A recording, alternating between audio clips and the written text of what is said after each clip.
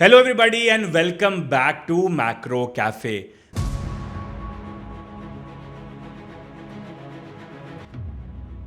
पहले तो macro cafe की पूरी टीम शुक्रगुजार है आप सबका जिन्होंने रीसेंट गोल्ड रीवैल्यूएशन वीडियो पे इतना प्यार दिया।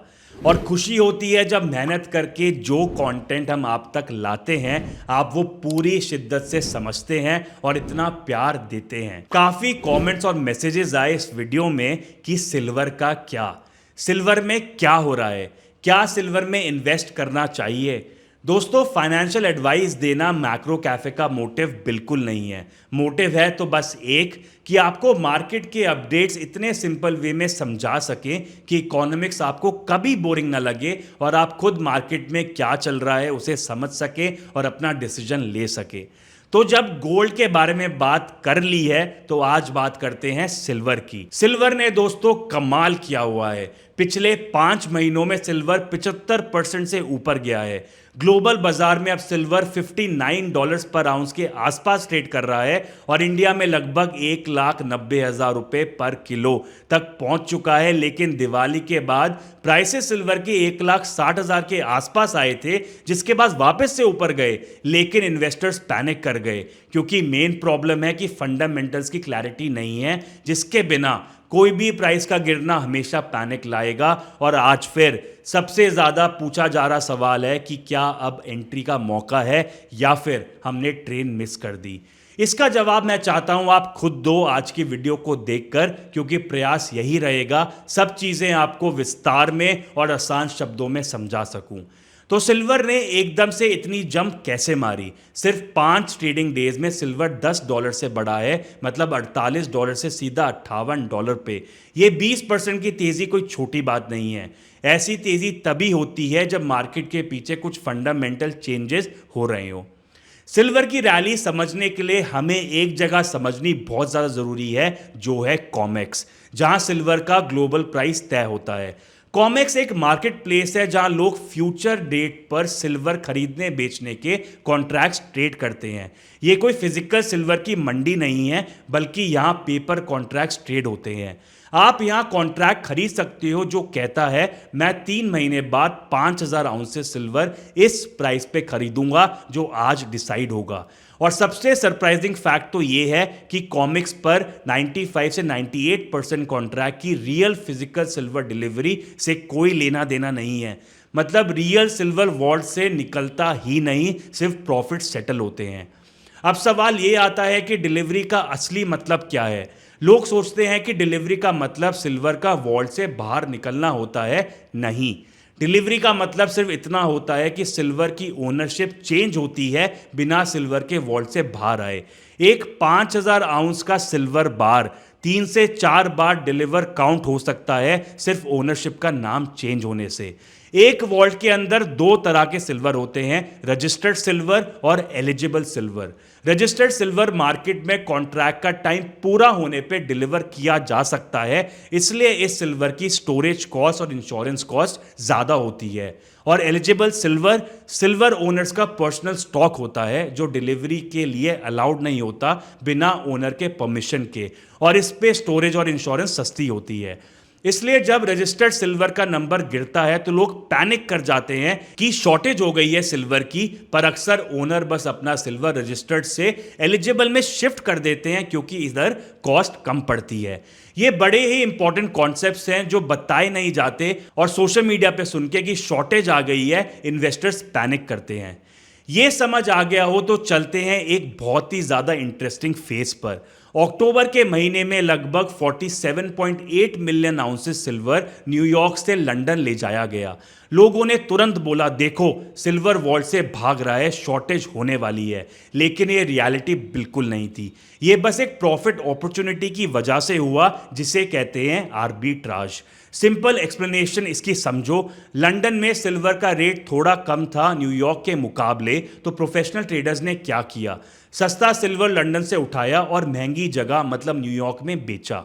इसमें इतना प्रॉफिट था कि ट्रेडर्स ने सिल्वर प्लेन से भेजा है ट्रेडिशनल शिपिंग को बाईपास करके, because speed is equals to more money. और जैसे ही प्रॉफिट की विंडो बंद हुई, लंदन की इन्वेंट्री वापस बढ़ गई, सिल्वर वापस लंदन लाया गया। ये मूवमेंट कोई शॉर्टेज नहीं बल्कि एक नॉर्मल ट्रेड था। दोस्तों, सिल्वर की मार्केट हिस्टोरिकली एक प्रॉब्लम से जूझ रही है। LBMA यानी London Boolean metal association silver के प्राइसेस सेट करता रहा है, और प्राइसेस जो सेट होते हैं ये कोई ट्रांसपेरेंट वे में नहीं होते, क्योंकि LBMA में इन्फ्लुएंस है बड़े बैंक्स का। लंदन में ये बड़े बैंक सिल्वर के प्राइसेस को आर्टिफिशियली नीचे रखते हैं। इतना ही नहीं, कुछ बैंक्स को तो प्राइस मैनिपुलेशन के केसेस में पनिशमेंट तक मिली है। एक सिंपल तरीका फॉलो कर रहे थे ये बैंक्स अभी तक। फिजिकल सिल्वर जितना एग्जिस्ट करता है उससे कई गुना ज़्यादा पेपर सिल्वर कॉन्ट्रैक्ट्स बेच दिए जाते थे, जिससे प्राइसेस नीचे रहते थे। पर 2024-25 में ये सिस्टम क्रैक होना शुरू हो गया है। लंदन में आर्टिफिशियली दबा हुआ प्राइस जहां से सिल्वर भेजा जा रहा था टू न्यूयॉर्क, इंडिया और चाइना, जहां पर प्राइसेस ज़्यादा थे, इसकी वजह से लंदन के वॉल्ट्स में फिजिकल सिल्वर कम हुआ और पैनिक शुरू हो गया। सिल्वर वापस से एयरलिफ्ट करवाया गया न्यूयॉर्क से, और LBMA ने हाई लीजिंग रेट पे चाइना से भी सिल्वर लिया। अब चाइना के पास भी सिल्वर अपने 10 ईयर लो पर है। इन सब की वजह से मैनिपुलेशन सिस्टम अब वीक हो रहा है। तो दोस्तों, क्या है वो रीजंस जिसकी वजह से प्राइसेस सिल्वर के बढ़ रहे हैं? पहला रीजन देखते हैं फंडामेंटल प्रॉब्लम्स का। और किसी भी चीज का प्राइस बढ़ना या फिर कम होना इकोनॉमिक्स में सिंपली समझा जाता है डिमांड और सप्लाई से। सप्लाई साइड देखें तो दुनिया भर में चांदी की सप्लाई लगभग 1 बिलियन आउंसेस की है हर साल। माइनिंग से आता है 800 मिलियन आउंसेस और रिसाइकलिंग से 200 मिलियन आउंसेस, लेकिन डिमांड है 1.1 से 1.3 बिलियन आउंसेस हर साल। यानी हम 5 साल से शॉर्टेज जोन में चल रहे हैं। ये डिमांड आ कहां से रही है? डिमांड आती है from solar panels, electric vehicle, smartphones, laptops, AI data centres और मिलिट्री वेपन्स। और सबसे दिलचस्प बात तो ये है कि मिलिट्री में यूज किया गया सिल्वर का एक्चुअल डेटा पब्लिक होता ही नहीं, तो डिमांड 1.3 बिलियन आउंसेस से भी कई ज्यादा है। सिल्वर मॉडर्न टेक्नोलॉजी का फाउंडेशन बन चुका है और सप्लाई उतनी ही है जितनी पहले थी। इतना ही नहीं, USA ने सिल्वर को क्रिटिकल मिनरल लिस्ट में ऐड कर लिया है, जिसका मतलब है अब सिल्वर सिर्फ एक लग्जरी मेटल नहीं बल्कि एक स्ट्रैटेजिक रिसोर्स बन गया है, जिसे नेशनल सिक्योरिटी प्रोजेक्ट्स में यूज किया जाएगा। इस अनाउंसमेंट ने मार्केट की डायरेक्शन पूरी बदल दी है। दोस्तों, दूसरा रीजन है loose monetary policy in USA। दोस्तों, ट्रंप की टीम शुरू से इंटरेस्ट रेट नीचे चाहती है, जिसकी वजह से इतनी लड़ाई देखने को मिली ट्रंप और फेड चेयर जेरोम पॉवेल के बीच में। अब मई 2026 में पॉवेल रिटायर करेंगे और जो नया चेयरमैन आएगा वो ट्रंप के हिसाब से चलेगा और इंटरेस्ट रेट कट होंगे और क्वांटिटेटिव ईजिंग होगी, मतलब और पैसा प्रिंट होगा। इंटरेस्ट रेट कट और लूज मॉनेटरी पॉलिसी का डायरेक्ट इफेक्ट होता है, क्योंकि इससे डॉलर कमजोर होता है और गोल्ड ऊपर जाता है और सिल्वर और तेजी से ऊपर जाता है, तो ये भी सिल्वर के फेवर में आएगा। तीसरा रीजन है गोल्ड सिल्वर रेशियो जो 75 पे चल रही है, मतलब 75 ounces of silver is equals to 1 ounce of gold. Gold silver ratio अभी भी काफी हाई है, जिसका मतलब है सिल्वर गोल्ड के कंपैरिजन में अभी भी अंडर वैल्यूड है। तो अभी भी काफी ज्यादा स्कोप है कि ये रेशियो नीचे आएगी और सिल्वर और तेजी से ऊपर जाएगा। चौथा सबसे इंटरेस्टिंग रीजन है रिटेल बायर्स थोड़ा थोड़ा सिल्वर खरीदते हैं, पर बिग इंस्टीट्यूशनल प्लेयर्स जैसे mutual funds, pension funds, hedge funds, इन सबके पोर्टफोलियोज में सिल्वर ऑलमोस्ट जीरो एलोकेशन पे है। अगर ये प्लेयर सिर्फ 0.25 से 0.5% भी सिल्वर में डाल दें तो मार्केट में डिमांड एक्सप्लोड करेगी, और ये अभी शुरू भी नहीं हुआ। ये काफी बड़ी पॉसिबिलिटी है दोस्तों, क्योंकि मॉर्गन स्टैनली ने रिसेंटली कहा है इन्वेस्टर्स को स्टॉक से हटके 20% तक अपना पैसा गोल्ड में डालो, तो ये सेम चीज सिल्वर पे भी आ सकती है।